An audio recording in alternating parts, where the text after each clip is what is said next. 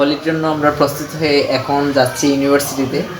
দেখি কিভাবে আসতে পারি আমরা, আপনাদেরকে অবশ্যই শেয়ার করব কীভাবে আসি।